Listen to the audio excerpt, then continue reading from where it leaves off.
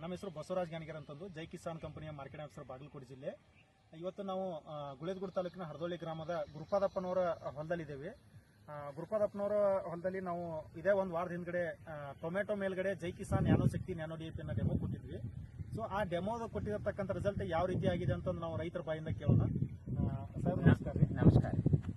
ಈ ಗುಳೇದಗುಡ್ಡದ ಗ್ರಾಮದ ಹರದೊಳ್ಳಿ ಗ್ರಾಮದಲ್ಲಿ ನಮ್ಮ ಹೊಲ ಇರುತ್ತದೆ.